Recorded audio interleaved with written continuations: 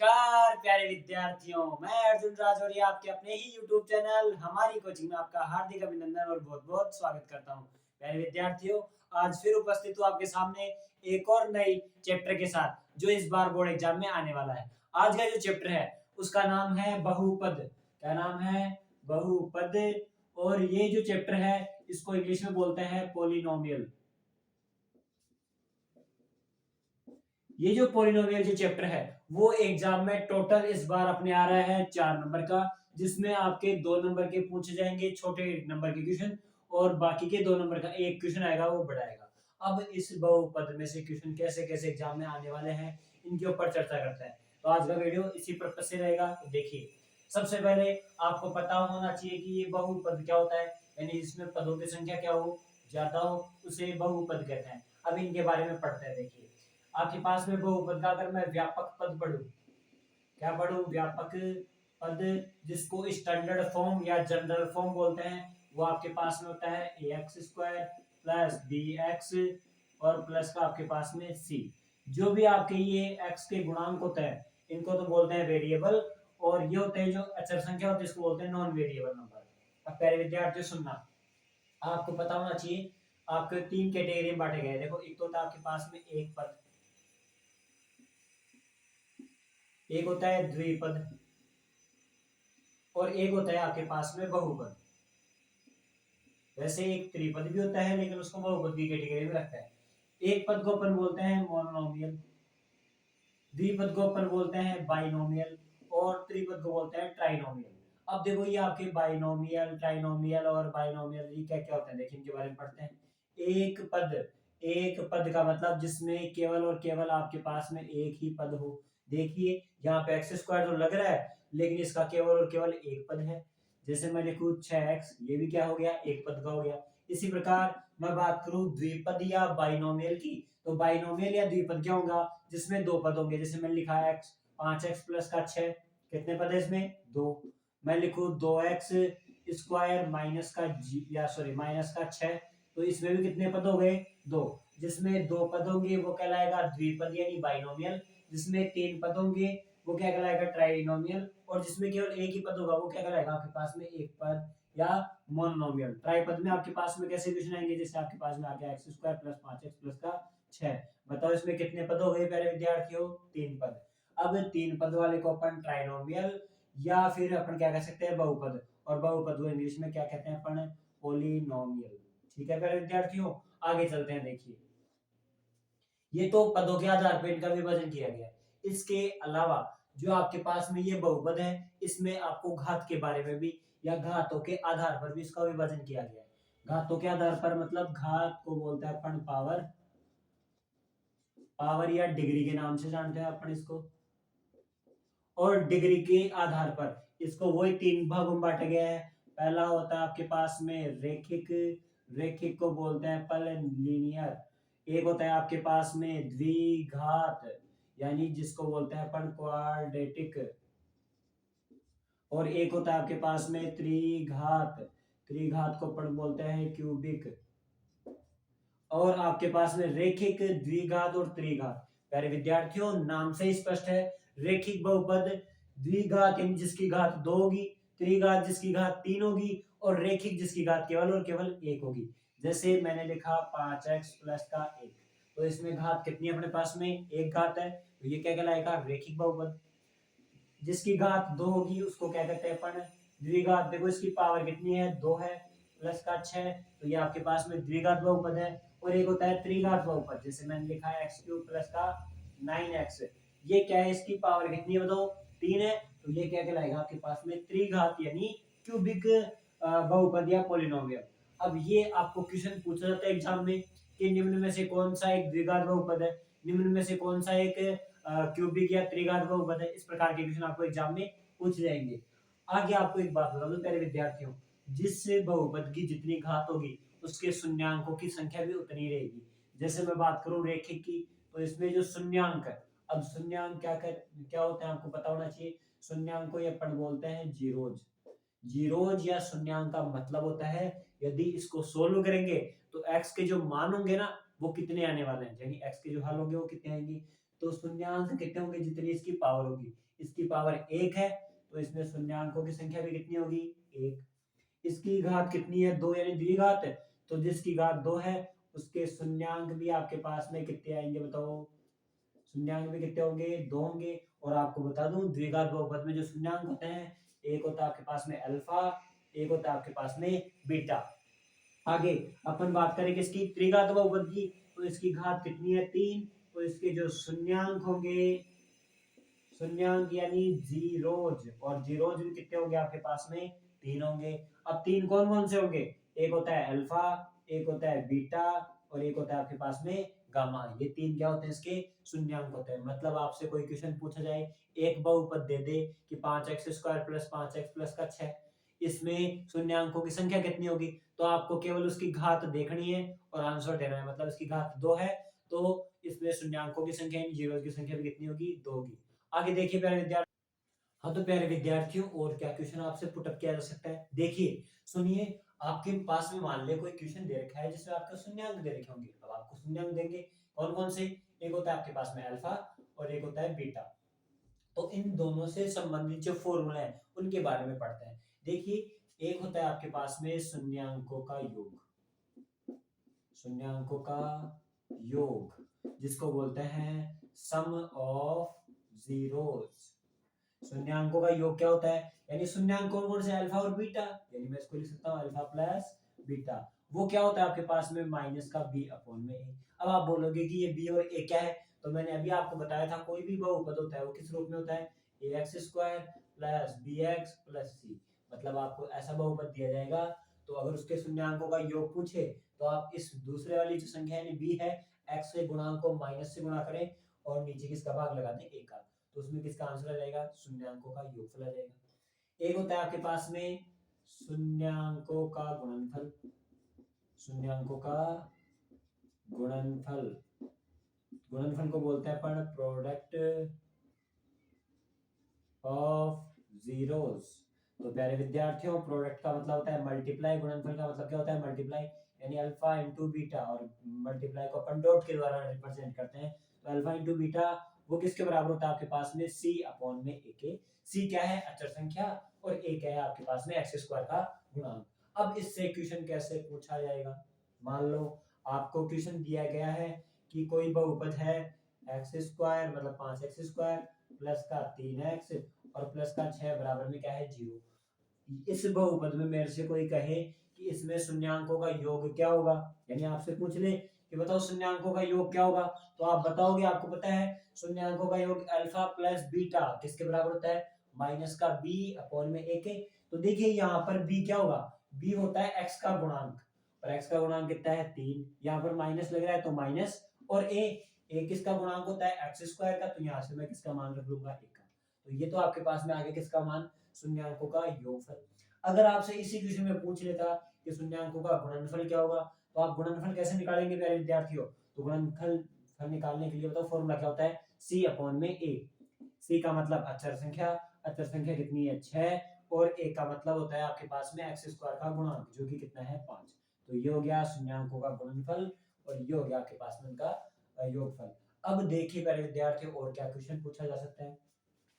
आपके पास में कभी कभी शून्यांक दिए जाएंगे, मतलब आपको अल्फा और बीटा पता होगा, और आपसे बोला जाएगा कि इसका जो बहुपद है, बहुपद यानी पॉलिनोमियल, ये ज्ञात करो, यानी ये फाइंड करना है। अब किस प्रकार से निकालोगे आप, तो इसको निकालने का एक फॉर्मूला है, वो क्या है formula, x² minus alpha plus beta into में x plus alpha into beta बराबर में कितना हो गया बताओ, 0। ये फॉर्मूला है। अब मान लो आपको कोई क्वेश्चन कैसे देगा, आपको या तो देगा कि कोई शून्यांक है आपके पास में, शून्यांक यानी जीरोस, वो आपको दे रखा है 5 और माइनस के 3, यानी ये तो हो गया अल्फा का मान और ये हो गया बीटा का मान। आपको इस फॉर्मूले में रखना है और आंसर निकालना है। देखिए क्या आएगा, x² माइनस अल्फा, अल्फा की जगह कितना है बताओ प्यारे विद्यार्थियों, 5, और प्लस बीटा, लेकिन बीटा की जगह कितना है, माइनस का 3, इंटू में कितना आएगा x, और प्लस है अल्फा इंटू बीटा, बीटा की जगह कितना आएगा, माइनस का 3 बराबर में कितना, 0। देखिए मैं इसको सोल्व करता हूँ, x² माइनस 5 में से माइनस के 3 गए तो कितने बचेंगे अपने पास में 2, तो ये आ जाएगा 2x, और यहाँ पर 5 को 3 से मल्टीप्लाई करेंगे तो माइनस का 15, और बराबर में किसका आ गया 0। तो ये आपके पास में क्या बन गया बताओ, बहुपद या पॉलिनोमियल बन गया। कैसे बना, जब आपको अल्फा और बीटा दिया हुआ था। कभी कभी इसी क्वेश्चन में आपको शून्यांक ना देकर आपको शून्यांकों का योगफल देता है। मतलब आपको ये कैसे दे सकता है, आपको दे सकता है कि अल्फा प्लस बीटा दिया हुआ होगा और एक अल्फा इंटू बीटा दिया हुआ होगा।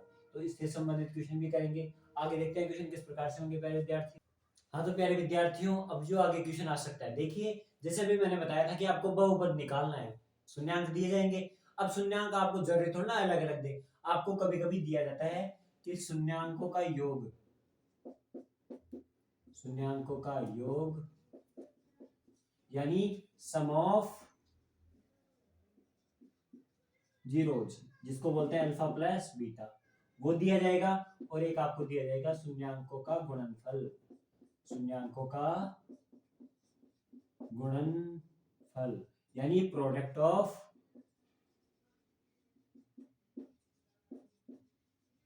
ये जीरोज, ये आपको दिया जाएगा। अब क्वेश्चन कैसे आएगा, जैसे मान लो आपको दिया हुआ है कि शून्यांकों का योगफल तो कितना दे रखा है, 5 दे रखा है। ये आपको दे रखा है मान लो 1/2 दे रखा है। अब आपको निकालना है इसका बहुपद। अभी आपने फॉर्मूला पढ़ा था, बहुपद का फॉर्मूला होता है x square minus alpha plus beta into में एक्स और प्लस अल्फा इंटू बीटा बराबर में क्या होता है 0। ये तो आपके पास में फॉर्मूला था। इस फॉर्मूले में आप रख दो वैल्यू एक्स स्क्वायर ऐसा कैसा माइनस अल्फा प्लस बीटा।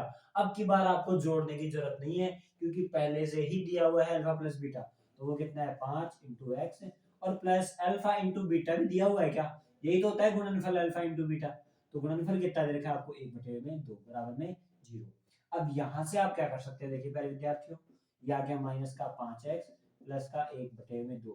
तो यहाँ से जैसे अपन इसका एलसीएम लेंगे, तो एलसीएम लेने से पता है क्या आएगा, एलसीएम लेने से आपके पास में जो नेक्स्ट स्टेप में आंसर आएगा वो आएगा आपके पास में 2x² प्लस ये 5 से मल्टीप्लाई हो जाएगा तो अपने पास में कितना आएगा माइनस का 10x, और ये एक ऐसा कैसा रहेगा और बटे में कितना रहेगा 2, बराबर में क्या चल रहा था 0। तो इस 2 को अपन जैसे ही 0 में भेजेंगे ये 0 से गुणा होकर क्या बन जाएगा 0, और ये अपने पास में क्या प्राप्त हो जाएगा, एक बहुपद प्राप्त हो जाएगा। और क्वेश्चन क्या आ सकता है एग्जाम में, एक आपसे क्वेश्चन पूछा जा सकता है, जैसे मान लो आपको क्वेश्चन दिया हुआ है x² प्लस 6x प्लस 9, आपसे पूछ ले कि इसमें x का गुणांक कितना है। गुणांक को बोलते हैं कोएफिशिएंट ऑफ x। तो कोएफिशिएंट ऑफ x यानी गुणांक x का गुणांक, तो आप x² का गुणांक मत बता देना, आपको बताना है x का, यही पूछ रहे हैं ना। गुणांक का मतलब जो इसके गुणा में है, तो आप देखिए इस x के गुणा में कितना है 6, तो यहाँ पर x का गुणांक कितना है 6। आपके पास में ऐसा भी एक नंबर का क्वेश्चन आ सकता है। अब देखिए पहले विद्यार्थियों, नेक्स्ट जो 2 नंबर का क्वेश्चन है, हाँ तो स्टूडेंट्स आपके पास में जो 2 नंबर का क्वेश्चन आएगा ना इस एक्सरसाइज से, वो कौन सा क्वेश्चन होने वाला है, देखिए आपको क्वेश्चन दिया जाएगा एक बहुपद और बोला जाएगा कि इसके शून्यांक ज्ञात कीजिए और इसकी सत्यता की जांच भी कीजिए। मतलब आपको वेरीफाई करने पड़ेंगे जो आपने जीरोस निकाला है। जैसे मान लो आपको कोई दिया हुआ है बहुपद x² प्लस 5x प्लस का कितना है 6, इसके क्या ज्ञात करने हैं आपको, शून्यांक ज्ञात करने हैं। शून्यांक ज्ञात करो व सत्यता की जांच भी करो।